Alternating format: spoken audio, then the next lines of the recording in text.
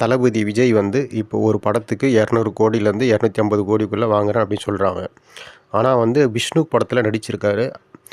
அவர் எவ்வளோ சம்பளம் வாங்கியிருக்காருன்னா 1992 நாளைய தீர்ப்பு படத்தின் மூலமாக ஹீரோவாக அறிமுகமானார்.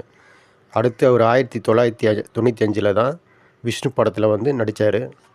அதுக்கப்புறம் செந்தூர பாண்டி, ரசிகன், தேவா படங்களில் வந்து எஸ்.ஏ. சந்திரசேகர் இயக்கத்தில் தான் அவர் நடித்தார். விஷ்ணு படம் வந்து ஆஸ்கார் மூவிஸ் நேஷனல் தயாரிப்பு அவங்க நிறுவனம் தான் தயாரித்தாங்க. விஷ்ணு படத்தில் விஜய் சம்பளம் எவ்வளோ வாங்கினார்? சோபா சந்திரசேகர் கதையில் வந்து எஸ்.ஏ. சந்திரசேகர் இயக்கத்தில் 1995 ஆண்டு ஆகஸ்ட் 17 விஷ்ணு படம் ரிலீஸ் ஆயிடுச்சு. அந்த படத்துக்கு அவர் சம்பளம் வந்து 3 லட்ச ரூபா வாங்கியிருக்காரு. அட்வான்ஸ் வந்து 1 லட்ச ரூபா கொடுத்துருக்காங்க. இப்போ இதே ஆகஸ்ட் 17 கோட் படம் ட்ரைலர் வந்து ரிலீஸ் ஆயிடுச்சு. அது எவ்வளோ ஒத்துமை பாருங்கள்.